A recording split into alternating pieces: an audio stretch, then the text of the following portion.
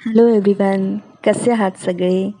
Numerology सेहत and स्वाद या आपल्या मराठमोळ्या चॅनलमध्ये मी तुमची होस्ट संध्या तुम्हा सगळ्यांचं मनापासून स्वागत करते. सगळ्यात आत्ता मोठी समस्या काय झाली आहे तर वेट गेन खूप झालेले आहेत लोकांचे आणि वेट लॉस सगळ्यांना करायचं असतं. तर आपल्याला आज आपण त्याच्याबद्दल करणार आहोत. तिन्ही डाळी, मूग डाळ, मसूर डाळ आणि तूर डाळ, तिन्ही आपल्याला 3-3 चमचे घ्यायचे आहे. पाणी घालून स्वच्छ धुवून घ्यायचं आहे आणि 10 मिनटं पूर्ण भिजत ठेवायची ती डाळ. जेव्हा ती व्यवस्थित भिजली आहे असं आपल्याला वाटतं, चेक करून बघायचं आपण बोटांनी व्यवस्थित सोक झालेली आहे की नाही ती डाळ.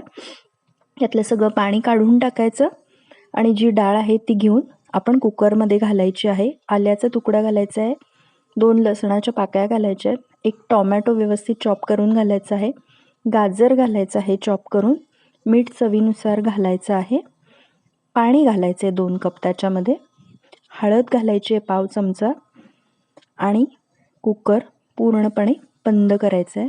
कुकरला शिट्टी लावायची, 2 शिट्ट्या करायच्या आहेत कुकरच्या. 2 शिट्ट्या झाल्या की वाफ गेली की तुम्ही शिट्टी काढून बघायचं आहे चेक करून. कन्सिस्टन्सी तुम्ही बघू शकता, व्यवस्थित प्रॉपर डाळ शिजलेली आहे.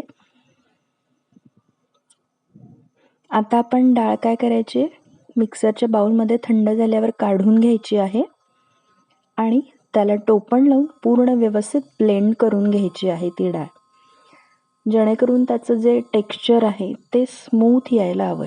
मी तुम्हाला त्या चमच्याने दाखवते. त्याचं टेक्स्चर तुम्ही बघू शकता किती स्मूथ झालेलं आहे डाळीचं. आपल्याला ती पॅनमध्ये काढून घ्यायची आहे पूर्ण डाळ. त्याच्यामध्ये आपल्याला काळी मिरी पूड घालायची अर्धा चमचा, पाणी घालायचं आहे 1.5 कप परत आणि पूर्ण व्यवस्थित मिक्स करून घ्यायचं आहे. कन्सिस्टन्सी तुम्ही तुमच्या अकॉर्डिंगली करू शकता, तुम्हाला पातळ घट्ट कसं हवं आहे त्याप्रमाणे.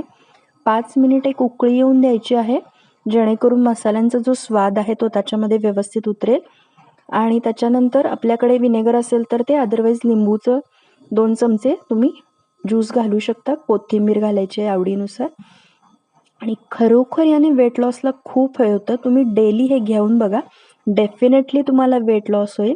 खूप छान हे ज्यूस आहे. आवडलं तर चॅनलला नक्की लाईक, शेअर आणि सबस्क्राईब करायला विसरू नका.